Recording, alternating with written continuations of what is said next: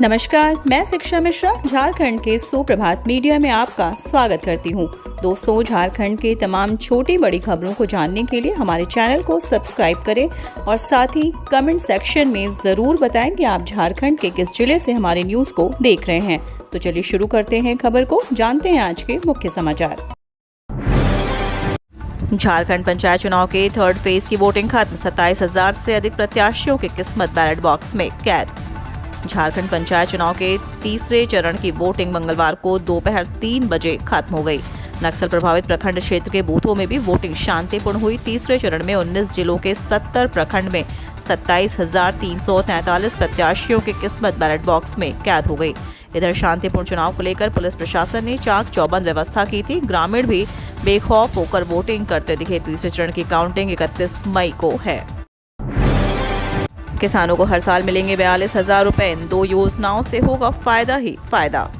देश भर के किसानों की आर्थिक स्थिति काफी बेहतर नहीं है। यूपी, बिहार, झारखंड समेत विभिन्न राज्यों के कई किसान कर्ज के बोझ के तले दबे हुए हैं, जिसकी वजह से कुछ तो आत्महत्या कर लेते हैं। ऐसे में किसानों को आर्थिक रूप से मदद पहुंचाने के लिए सरकार कुछ योजनाएं चलाती है। इन योजनाओं में एक पीएम किसान मानधन योजना है, जिसके तहत बुजुर्ग किसानों को बतौर पेंशन साल में 36,000 रुपए की राशि दी जाती है। दूसरी योजना का नाम पीएम किसान योजना है, जिसके तहत किसानों को हर साल सरकार 6,000 रुपए की राशि मुहैया कराती है।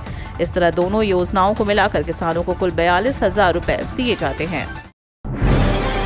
कोरोना मद में बच गए 193.47 करोड़ रुपए। झारखंड में बनेंगे सरकारी अस्पताल, केंद्र सरकार की हरी झंडी।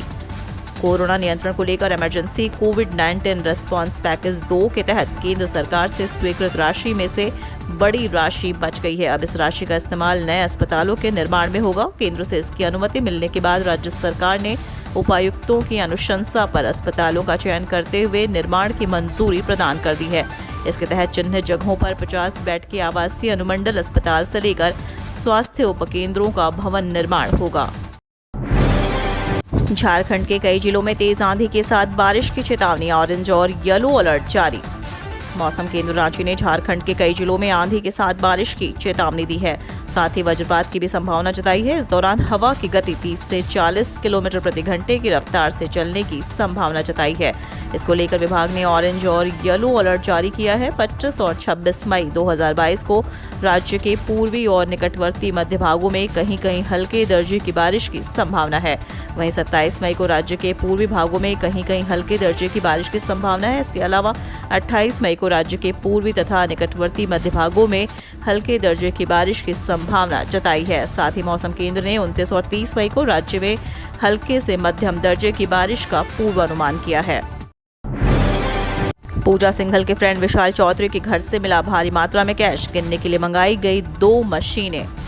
झारखंड की राजधानी रांची से बड़ी खबर आ रही है, जहां निलंबित आईएएस पूजा सिंघल के करीबी माने जाने वाले विशाल चौधरी के घर से भारी मात्रा में कैश बरामद हुआ। दरअसल मंगलवार की सुबह 7 बजे से ही ईडी की टीम पूजा सिंघल के करीबियों के रांची, मुजफ्फरपुर समेत 7 ठिकानों पर छापेमारी की। ईडी की यह रेड अभी भी जारी है और इसी रेड के दौरान विशाल चौधरी के घर से काफी मात्रा में कैश बरामद हुआ है। बता दें, कैश को गिनने के लिए मशीनें भी मंगवाई गई हैं। प्रधानमंत्री नरेंद्र मोदी आज झारखंड के पावर प्रोजेक्ट की करेंगे समीक्षा। प्रधानमंत्री नरेंद्र मोदी आज झारखंड की 2 बड़ी ऊर्जा उत्पादन परियोजनाओं की प्रगति की समीक्षा करेंगे।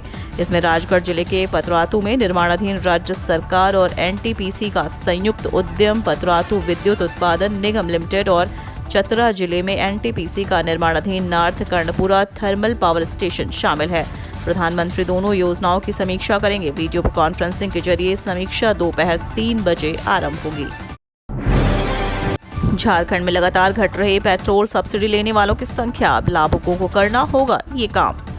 पेट्रोल की बढ़ती कीमतों से राहत दिलाने के लिए झारखंड सरकार ने राशन कार्डधारियों को पेट्रोल पर 25 रुपए प्रति लीटर सब्सिडी देने की योजना शुरू की है। इसके बावजूद सब्सिडी लेने वालों की संख्या लगातार घटती जा रही है। पेट्रोल की कीमत 100 रुपए होने के बावजूद राशन कार्डधारी इस योजना का लाभ नहीं ले रहे हैं। जनवरी में जहां पेट्रोल सब्सिडी लेने वालों की संख्या 1.15 लाख थी, जो 23 मई को घटकर 13,809 हो गई। राज्य सरकार ने पेट्रोल सब्सिडी योजना शुरू करने के बाद री रजिस्ट्रेशन की प्रक्रिया शुरू की है। इसके तहत इस योजना का लाभ लेने वालों को हर माह री रजिस्ट्रेशन कराना है। झारखंड से चलने वाली ये 20 ट्रेनें 25 से 30 मई तक रहेंगी रद्द। कई के समय में किया गया बदलाव। बैडल शक्तिगढ़ रेल सेक्शन में बैडल और मगरा स्टेशन के बीच तीसरी लाइन को चालू करने को लेकर इंटरलॉकिंग कार्य किया जाना है। इसके लिए 72 घंटे का ब्लॉक लिया जाएगा। इस कारण 27 मई को 3 बजे से 30 मई को 3 बजे तक बैडल आदि शब्दोग्राम और मगरा स्टेशनों पर ट्रैफिक एवं पावर ब्लॉक रहेगी। इस दौरान कई ट्रेनों को रद्द किया गया है, जबकि कुछ ट्रेनों के समय में फेरबदल हुआ है। यह जानकारी आसनसोल डिवीजन की ओर से प्रेस रिलीज जारी कर दी गई है। पलामू डीसी शशि रंजन सहित 7 आईएएस अफसरों का हुआ प्रमोशन। राज्य के 7 आईएएस अफसरों को राज्य सरकार की ओर से प्रमोशन दिया गया है। उन्हें भारतीय प्रशासनिक सेवा के प्रशासनिक कोटि के वेतनमान लेवल 12 में प्रमोशन दिया गया है, जो 1 जनवरी 2022 की तिथि से प्रभावी मानी जाएगी। कार्मिक विभाग की ओर से प्रमोशन प्राप्त करने वाले सभी अधिकारियों को अगले 2 वर्षों में आयोजित होने वाले MCT फेज 3 का प्रशिक्षण अनिवार्य रूप से प्राप्त करने को कहा गया है। प्रमोशन को लेकर कार्मिक विभाग की ओर से अधिसूचना भी जारी कर दी गई है। CM Hemant Soren mining lease case. PIL की मेंटेनेबिलिटी पर अब 1 जून को झारखंड हाईकोर्ट में सुनवाई। झारखंड हाईकोर्ट के chief justice doctor Ravi Ranjan व जस्टिस सुजीत नारायण प्रसाद की खंडपीठ ने राज्य सरकार की ओर से वरीय अधिवक्ता कपिल सिब्बल, हेमंत सोरेन की ओर से वरीय अधिवक्ता मुकुल रोहतगी व अधिवक्ता अमृतांश वत्स तथा ED की ओर से वरिष्ठ अधिवक्ता तुषार मेहता की दलील सुनने के बाद PIL की मेंटेनेबिलिटी पर सुनवाई के लिए 1 जून की तारीख तय की। खंडपीठ ने कहा कि 31 मई तक जिस पार्टी को जवाब दायर करना हो या जवाब पर प्रत्युत्तर दायर करना हो वह दायर कर दे। इसके बाद कोर्ट समय नहीं देगा। आपको बता दें कि मुख्यमंत्री हेमंत सोरेन माइनिंग लीज आवंटन एवं CM के करीबियों के सेल कंपनियों में निवेश मामले में सुनवाई के बाद हाईकोर्ट ने ये निर्देश दिया है।